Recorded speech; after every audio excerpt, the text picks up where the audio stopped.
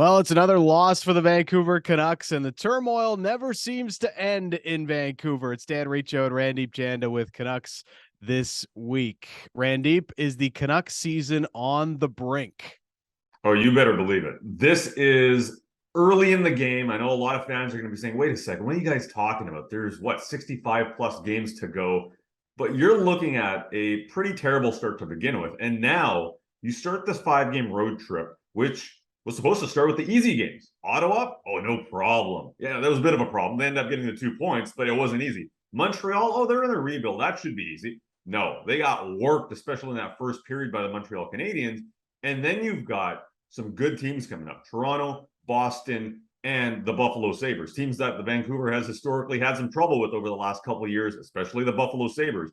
And if you look at where this team is right now, and I know if you look at points, you can see, oh, they're not that far away from a playoff spot. But the fact is, it feels like, from a standings perspective, they got a lot of work to do.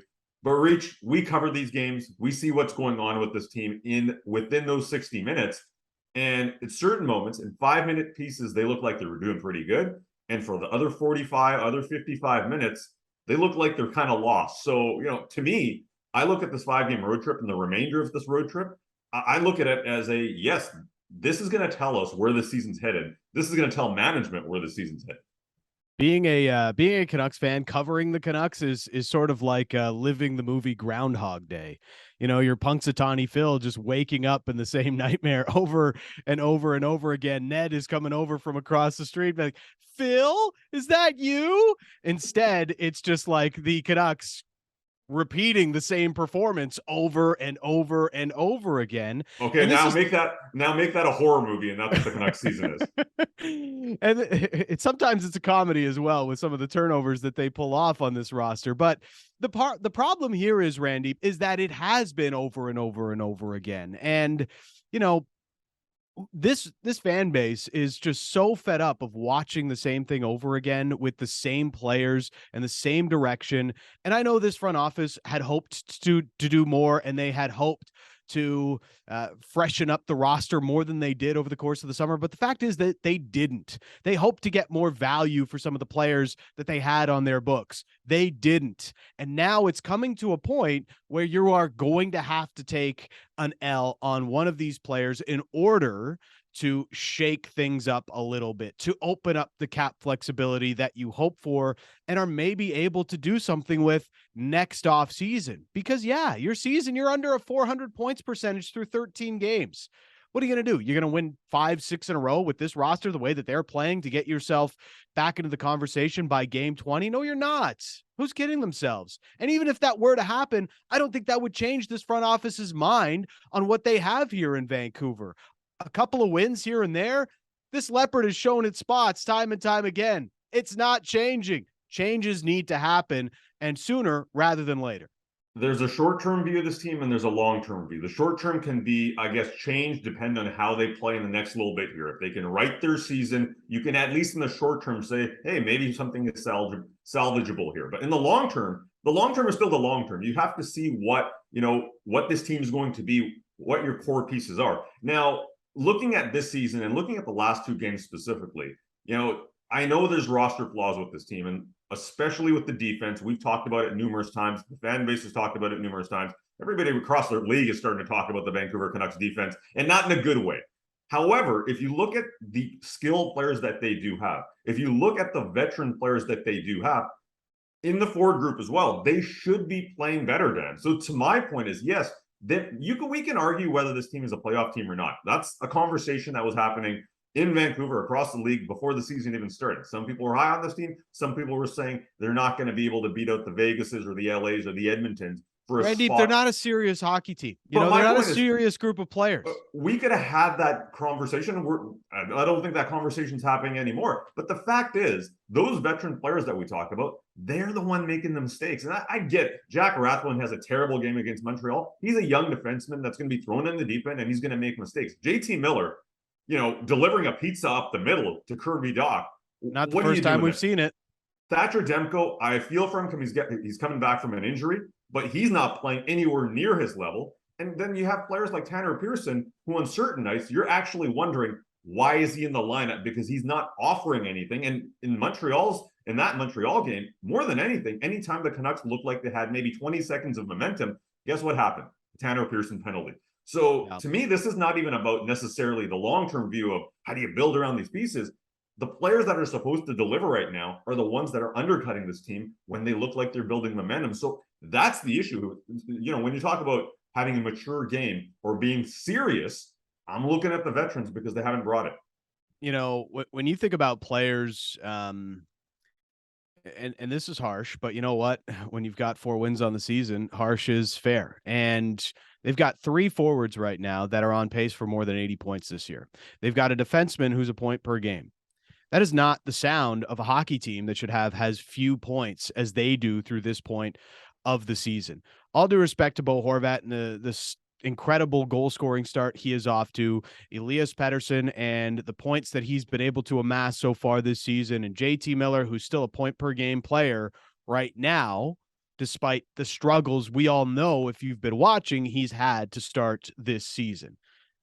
Those are the 3 guys that need to lead this team offensively, but they've got to also lead this team defensively. And yes, there's less blame to go around, certainly for Horvat and Pettersson, but Miller's got to be better. And every game that he's played at center this year, the Canucks have just absolutely looked listless. They haven't been able to generate offense when he has played center. And they've had, the 3 centers that they were so happy to have throw through every single game.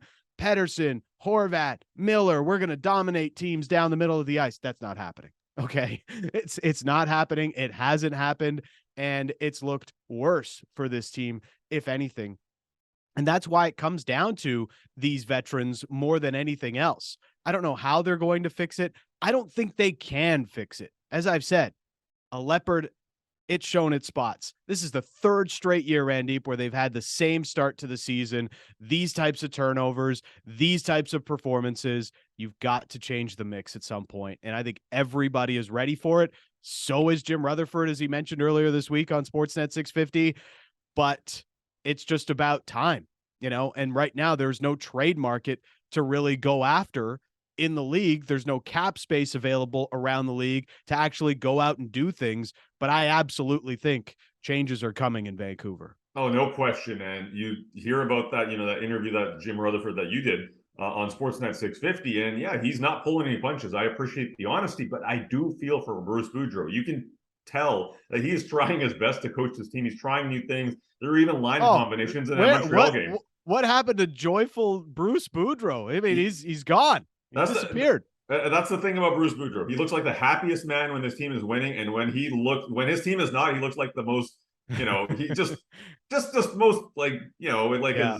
he lost his dog type of thing, like when his team is losing, right? So to me, I feel for the coach, but the reality is, this road trip in the short term is going to play a big factor in the vibe factor with this team. Do they feel good coming back? Have they upset a couple of teams that people thought that they maybe could not beat? But if you look at the process of each of these games, they've taken 40 minutes off essentially in each of these games. And against Ottawa, they were lucky that Ottawa has a pretty bad defense in their own right, and they allowed them back into that game. And the Canucks, to their credit, played a better game in the 3rd period, more speed, more forecheck.